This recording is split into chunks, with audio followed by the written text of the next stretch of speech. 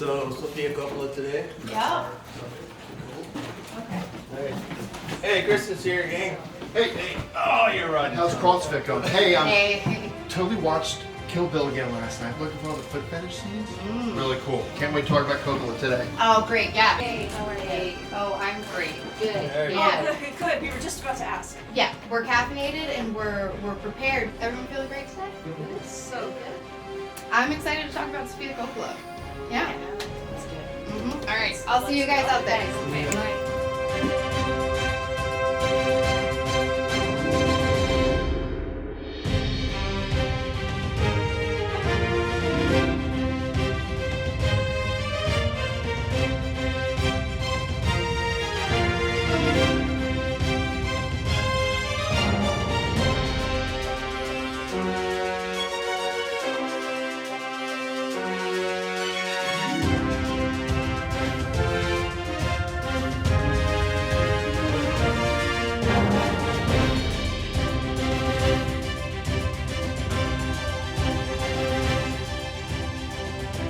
When you're a stone's throw away from Hollywood, it can feel like you're on the B list or the C list or maybe the D list, but we know that if you're not on the A list, you're on the Z list.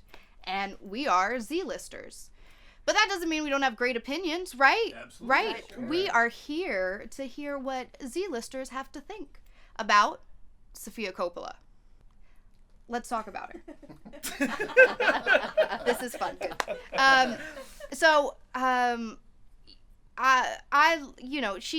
Sofia Coppola is a beacon for women in the film industry for sure. All of her films address kind of a female-driven, they're female-driven characters, female-driven movies.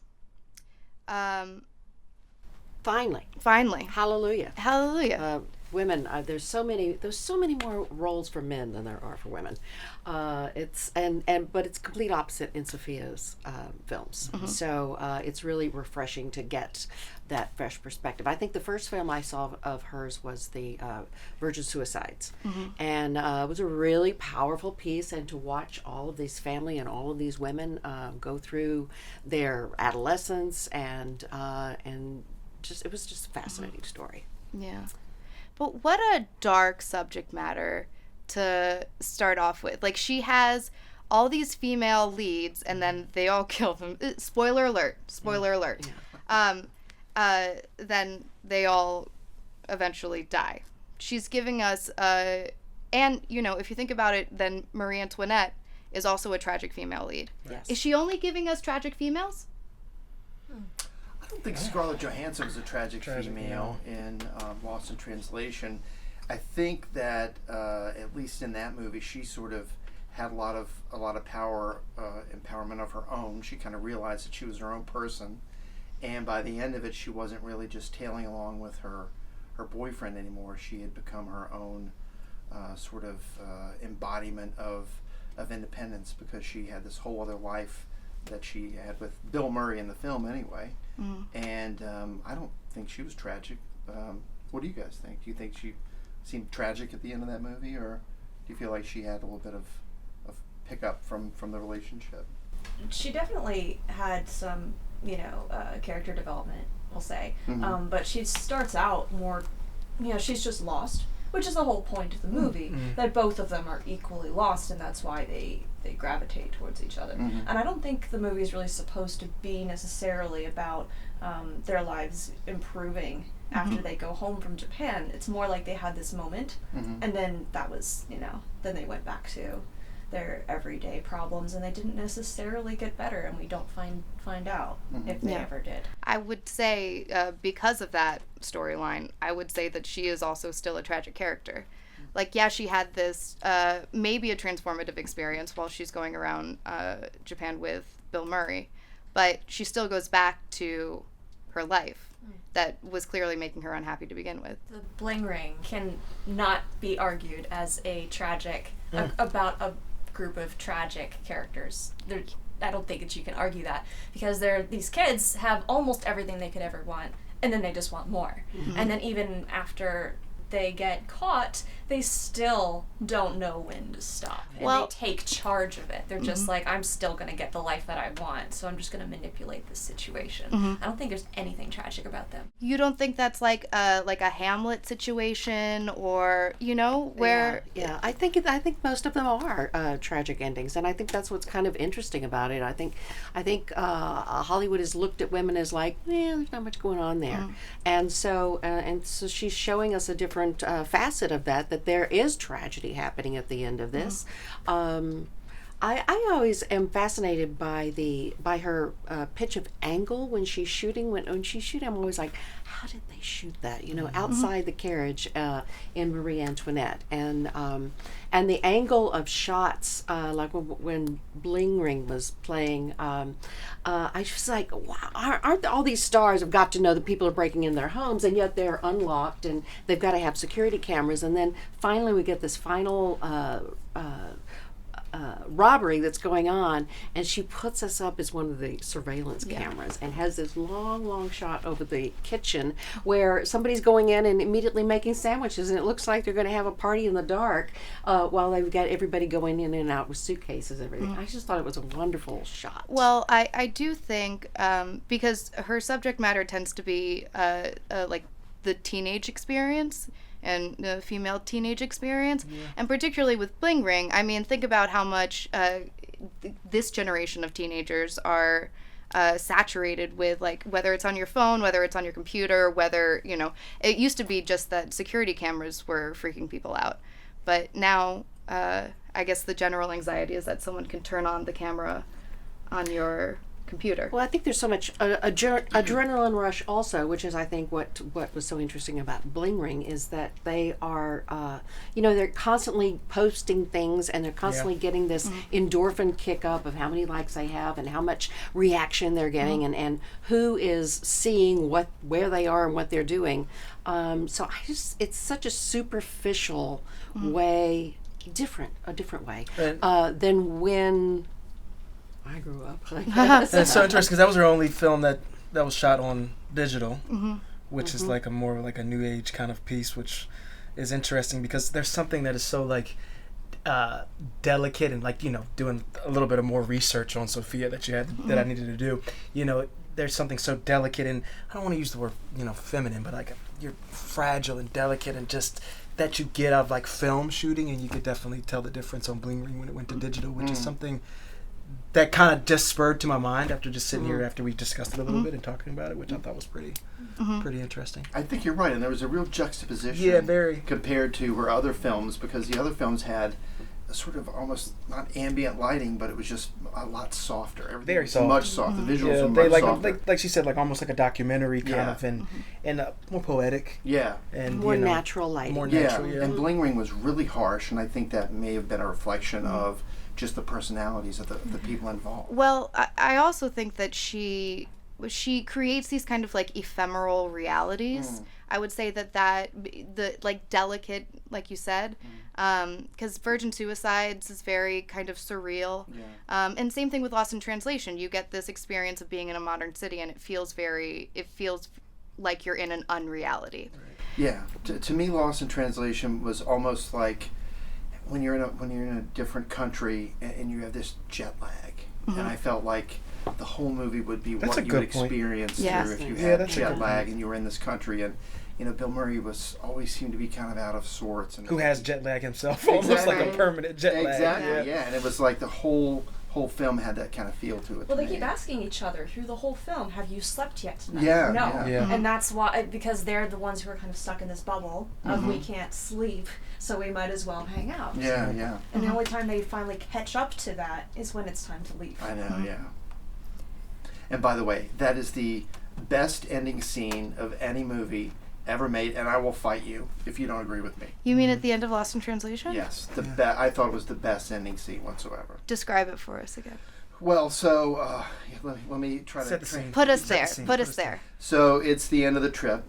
Bill Murray is leaving his hotel, and he gets into his cab, and he's driving away, and he sees Scarlett Johansson's character on the street, and he tells the cabbie to stop, and he runs and catches up to her, and she turns around, and I'm actually getting choked up thinking about it because it was such an emotional scene. She turns around and he hugs her, and he whispers something in her ear, and she starts tearing up, whatever he's saying, and we don't ever know what he's saying, and I don't ever want to know. I don't know if somebody's hired lip readers or anything like that, but I don't ever want to know what he said to her. His mouth was kind of like just right up against. It was her. up against her There's no ear, way you yeah. could So, and he says this to her, and then she seems to feel better, and she nods, and they kind of have this really gentle kiss, and then they part ways, and he gets back in his cab, and he looks back, and she's walking away again, and then in kicks the Jesus and Mary chain, Just Like Honey, which is like the best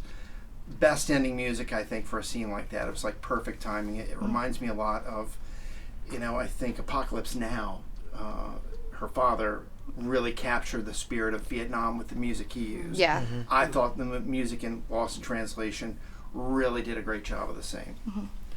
Unlike the music that you didn't like in Marie Antoinette. Yeah. Exactly. Yeah. Yeah. So Marie Antoinette had all the modern music, Strokes and everything else. I didn't like it in The Great Gatsby remake. I just don't like that. If you're going to do a period piece, go whole hog with it and do it that way. I thought it was kind of interesting to have it. I thought it was refreshing. Well, With all the refreshing. period, with all the saturation, with all the luscious, delicious costumes, I just loved having this new run through. I didn't know. So you don't think that when someone does a period piece, and there are many period pieces, they're all just kind of, they just blend into each other. You don't think there should be any room for creativity, for taking risks?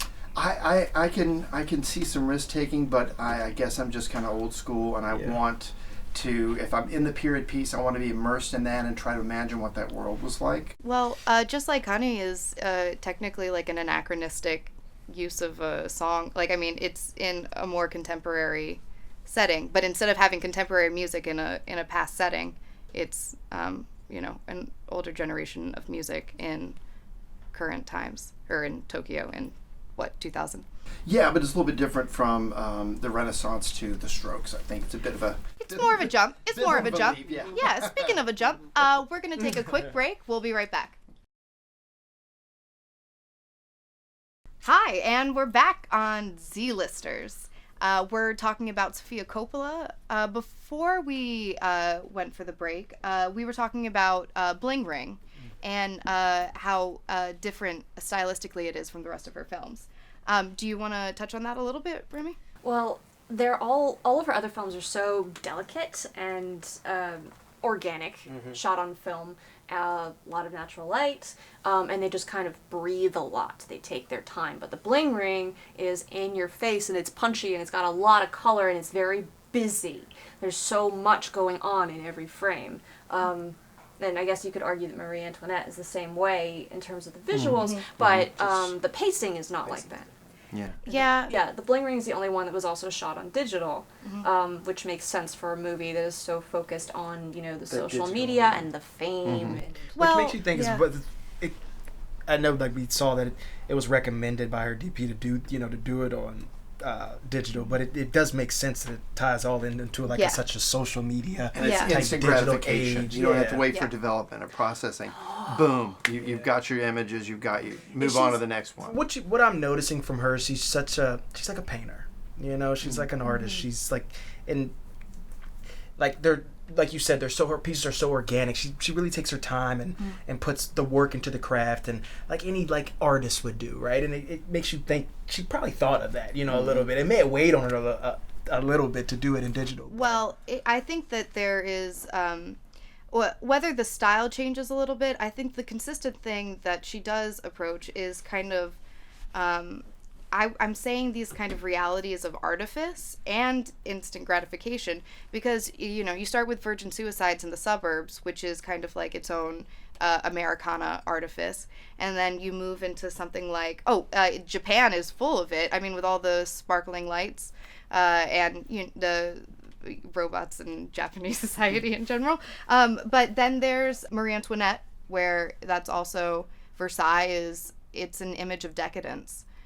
And even the Bling Ring. I would say that that's very much, she's articulating what it's like to live in decadence in a way. But I think in all of these films, I'm still seeing this this same kind of moment of transition.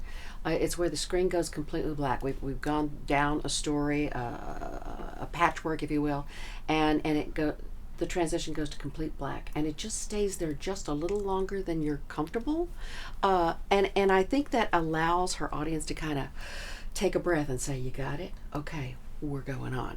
So I find that in Bling Ring, I find it in Marie Antoinette. I find that little transition thing kind of interesting with what she does. I never noticed that. I'll have to rewatch that. That's really interesting. So do we have a favorite character? Do you have a favorite character or performance from her films? I really enjoy Kirsten Dunst, and she's done a number of her films, and I've really enjoyed her. There's I love the imperfections about her that I think are so interesting. I mean, everybody's trying to be so perfect, especially in this industry, and I love the little imperfections about her performance that I get to enjoy. And I think she's got a little subtle underplay in everything that she's doing. So I think she'd probably be my favorite. I think that was such an ensemble piece in Bling Ring that that the cast really worked well together. I don't really single anybody out. Like going back to her being like an artist again, like the paintbrushes, she uses her favorite paintbrush, Bill Murray, Kirsten Dunst, like she's put her palette is always out there, and she's got the tools in her bag that she can just kind of come and slap and put on this canvas. And she's also it works for her, and it makes her feel comfortable.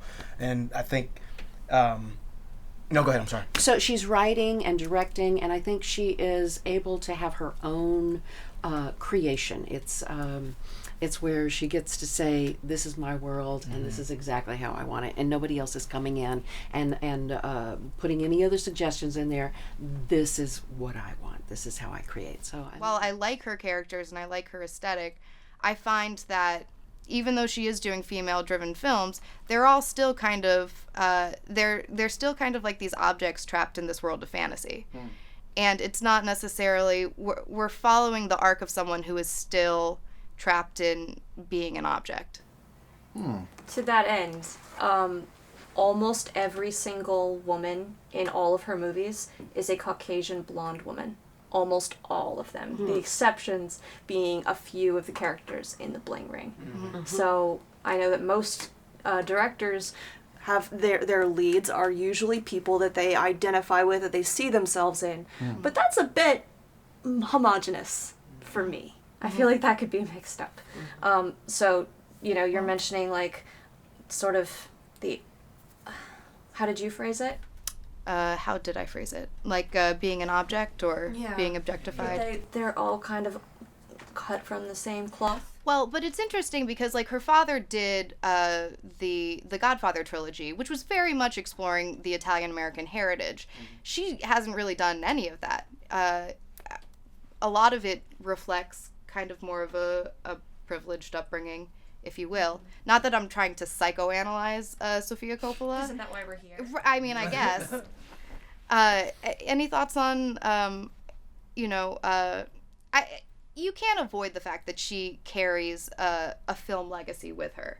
Like, her father wrote the script about a lot of the film language that we use now. Her whole family is film, right? Like Nicolas Cage is where Nicolas Coppola is Nicolas Cage. I mean, like her whole family is kind of Roman Coppola. Yeah, and this is in this world. But I know we were discussing a little bit. We don't want to deter away from what she's accomplished because you don't want to cast a shade on what she's been family. able to accomplish. As a female director, and I don't find her, in as long as she's been directing, surrounded by a whole bunch of other women. I think more women are starting to get into the directing position, but I think she's been kind of holding that stake out there for the longest time. Yeah. There were definitely fewer obstacles. She had the great ideas and the skill, but there was nothing stopping her. Yeah. And like I think I read somewhere there was like a quote basically where her dad came on set one day and she was like, if you're gonna scream, when you say action, you need to, say it from the diaphragm. And she was like, okay, you can leave now. She's she's spreading out to be her own, not rebelling, but just spreading out to be her own work of art in this family of film. That I think, they're all great accomplished To be fair, Hollywood stars, yeah. I think anyone would tell their dad to go away. Yeah, maybe you're right, right? Yeah. He's bought a good bottle of wine with him. Don't tell me what to do.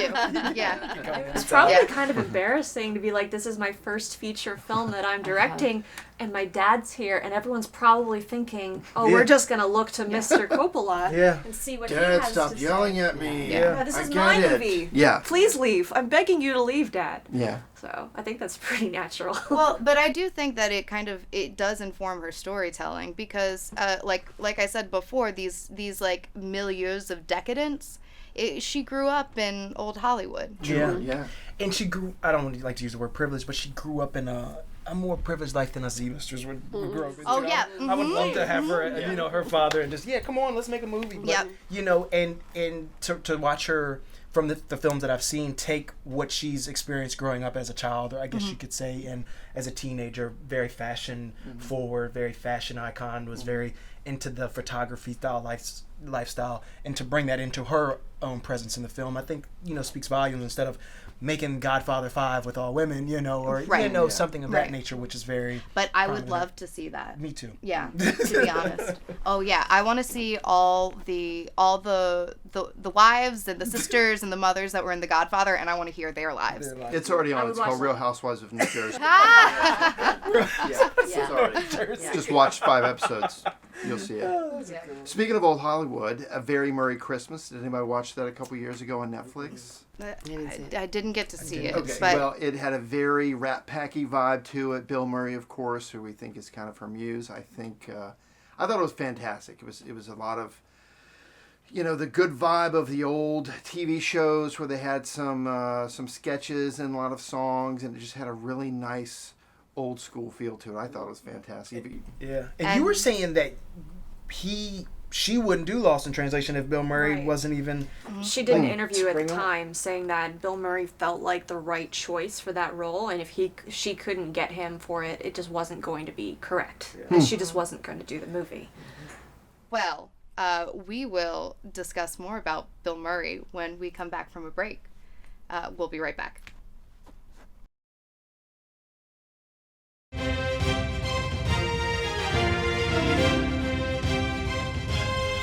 Welcome back to Z-Listers. We're a bunch of Z-Listers here talking about Sofia Coppola and her films. We wanted to touch on the topic of Bill Murray. American treasure. Gold. Gold. Amazing man. Perfect in every way. Yep.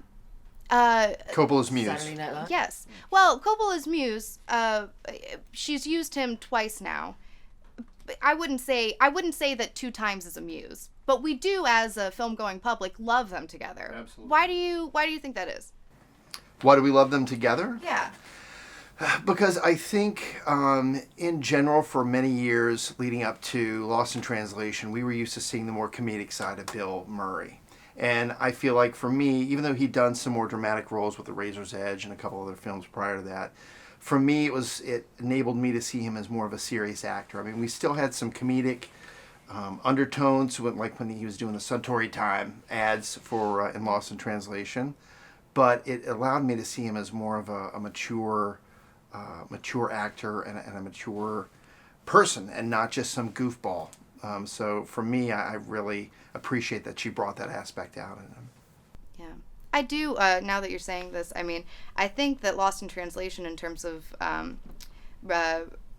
mean, not that Bill Murray's ever been not relevant, but like John Travolta in Pulp Fiction, Yeah. it completely rebooted his career and moved it in a different direction. Yeah. And Lost in Translation kind of feels like that too. And it's not just Sofia Coppola using him. Wes Anderson has been using him in a lot of films. It feels like there's a whole kind of dynasty and community with Bill Murray and the Coppola children. Everyone just passing Bill Murray around. Yeah. They have Yeah, direct number to his pager. Yeah, they actually control his Google Calendar. So you brought up a good point. Bill Murray doesn't have a manager. He has a 1-800 number, and if you know that number, you call it and you leave him a voicemail, and you make your pitch for whatever project you want him to be involved in. If he likes it, he'll call you back, or he might just show up on set the first day you're supposed to be filming, And if not, then you'll never hear from him again. But I did see an interview with him, and he said that Wes Anderson is an automatic yes. So Wes Anderson can call that number, leave him a message, and he'll automatically agree to it. So that'd be pretty interesting to have that power. Yeah. You know, he's working on a third film with her. Yes. So the news. Don't know what it is. I was just saying it makes you think. You know, there's. Sorry, I mean to cut you off, but it makes you realize there are certain people that he has respect for. Yeah. You know, and Sophia's being one of them, and Bill's a genius. So you bring it back to Is Sophia he a genius? Again, you know? Unpopular opinion. Bill Murray is dumb. I'm just playing devil's advocate here. That's fine. Yeah. But he. I'm sorry. What were you saying? I made a joke and now. No. I was just more going back to just keeping the credit in Sophia's name. You know what I mean? Like at the end of the day, she brings in this great artist of Bill, which I think we can all conclude that he's. It reminds me of when Jim Carrey was in Eternal Sunshine. Oh, Wow. Spotless Mind. Yeah, it's this. There's always a dark side to comedians. It's it's why they make you laugh, is to make you feel better because they feel sad inside. Not all of them, but the good ones. Speaking for yourself. Yeah. I'm only speaking for myself here. I am dying inside. You're doing really good at it. Thank you so much.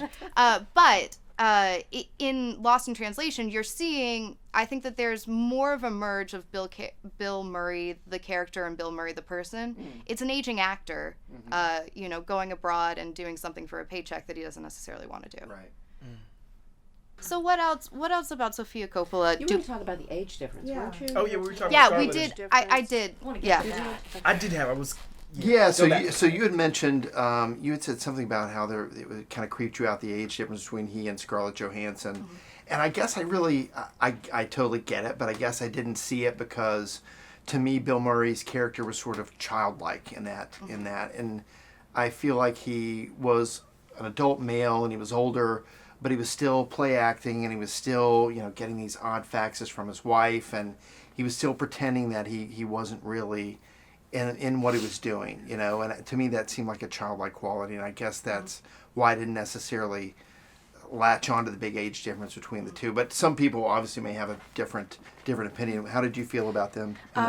I feel like if anyone else had directed this movie, it probably would have gone very differently. Played a lot. I think that it would have been, they're doing the do in the middle of the movie, and here's the scene where they do it. But that didn't happen. The furthest they ever went was a kiss on the lips, and it was fairly, brief. And so it occurred to me, after having watched the movie, that we may be looking what we expect and what they might expect is a romantic relationship, but it's not. I feel like it's, more in the realm of queer platonic, which is like really strong platonic, where it's like it kind of melds with romantic. It's kind of in that middle, I mean, I saw it as like it's this weird in between of like father and friend. They don't really know what they are, but they know they care about each other and they enjoy spending time together, and it feels right. So I feel like most people in that situation where it's like they're feeling strong things, they might think, well, let's kiss. Let's try it. Yeah. But like in the end, they just, it's a kiss on the cheek and a hug.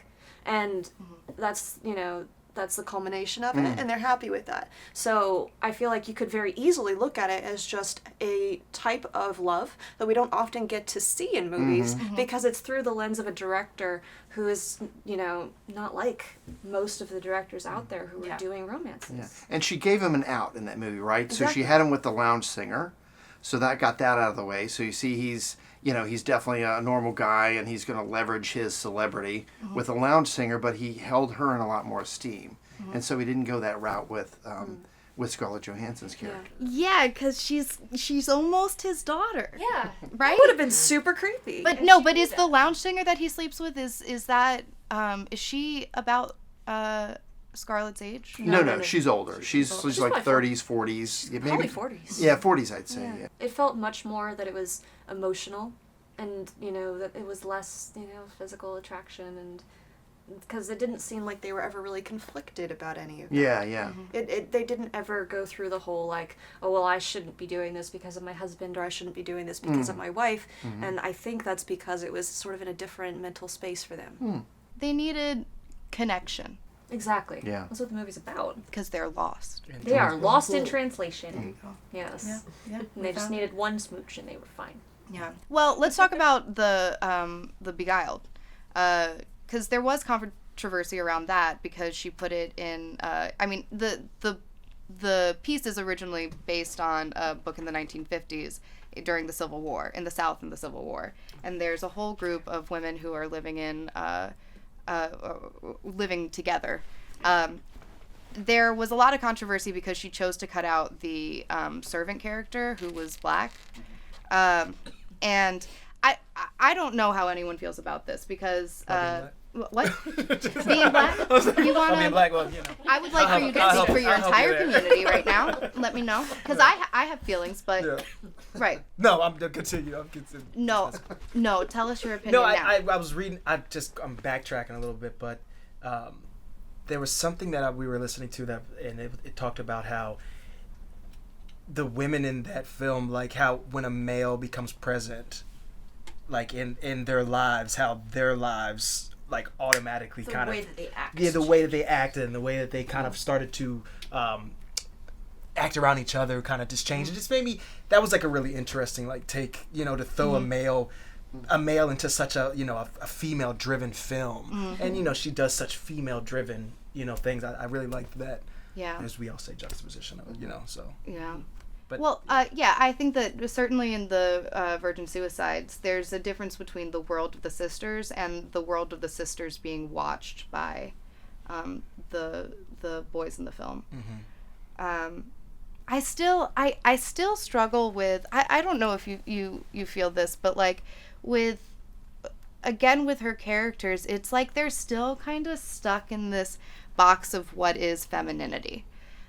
And while she puts forth these characters, while she puts female characters at the forefront, I still feel it's very much attached to a world that is driven by men.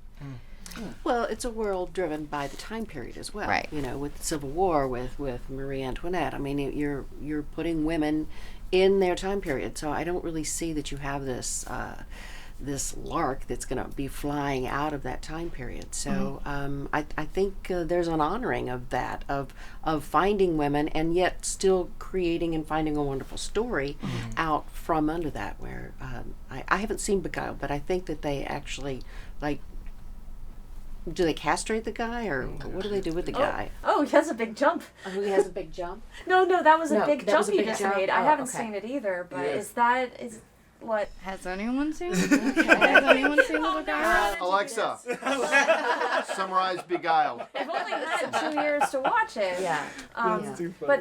But she does have a lot of movies where we see the women who the movie is focused on through a male gaze, which is kind of ironic that it's literally a woman's gaze. The director is, we see through her eyes, but she's representing a male gaze in her movie. Virgin deep. Suicides, in a way, lost in translation a little bit, because Well, it's like I would say there's a Madonna whore complex going on with Bill Murray. It seems like Lost in Translation is like her. Like that's the one that we all kind of remember, like that most people, not saying that her work isn't great, but, Yeah, like, but- it's just the one that sticks out to like Do you think it's well, I mean, she got a lot of accolades for it, but do you 5 think Oscar noms. I think. Oscar pretty noms, good. and She then one won best original screenplay. Best screenplay. That's right. Yeah. But The Bling Ring is also seen literally from the perspective of a guy. The boy Mark, he's the one who ends up kind of, freely talking to the police at the end, which is probably why he was chosen. He's the one who's like different from all the rest of the girls, but it's still seeing this whole story through the eyes of a boy when it's about a group of girls. So, it's like why does she choose certain movies to look at these women through the sight of a guy? Well, I think her treatment of King Louis in Marie Antoinette is very much like he's a castrated figure in many ways. Like he's literally impotent. I think people are starting to realize that, I know in theater they're seeing that women are talking about, when women are on stage, they are either talking about men or or talking about why the men aren't behaving any better. And I think there's kind of a shift now towards that, towards realizing that that was kind of a niche that women were in and how they were constantly being portrayed, and an awareness that we're trying to spin off of these stories. I mean, hopefully there's something more interesting about women than just the men and how they feel about the men. You know, if we're going to psychoanalyze her, and that's why we're here, right? Do you think that maybe, if the perception could be that she's telling the story from a man's perspective and on women, do we think that maybe that could be attributed to her growing up around her father and seeing his perspective on everything, and maybe that's subconsciously that's how she's doing it? I do have this theory where like you can this is internalized misogyny, and it's been, it's been articulated time and again. But I do think that there is an element of women being raised in this day and age. Actually, no. Women being an alpha female, whatever that means. And, gender is not binary. People can choose to be more masculine or more, I don't know, what's the word? I'm saying proactive, but that is not the word I want to say right now. No, assertive. So, and that's generally attributed to the male gender, but like if her dominant influence when she was growing up is her father, who is an assertive but also sensitive man, I think she was given a more clearer understanding of the spectrum of gender. But when it comes out in her films, it's like, that these are still people that are hitting that ceiling of male and female. Yeah. I think that even if she hadn't grown up, with so many male film influences, we all have those male film influences, where 90% of the movies we watch are very heavily driven by male characters, male directors, male writers, and that definitely gets ingrained into a person, even whether you know it or not. So, you can write a script, create a movie where it is from a male perspective and just think, this feels right, this is my art, and that's fine. But those things are all a culmination of the media that we've been consuming for decades up to that point. Yep. Yeah. All right. Hollywood hills are greenish brown, and everything seemed to be so strange. Coming from the coast again,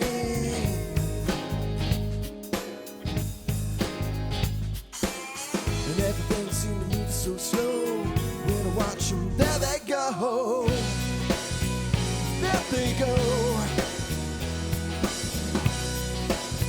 Walk around now, wander around my Hollywood hotel. They're so strange, my Hollywood hotel. And my cigarette half burned, and the smoke dances around my hand. The church sign's gonna light the sky.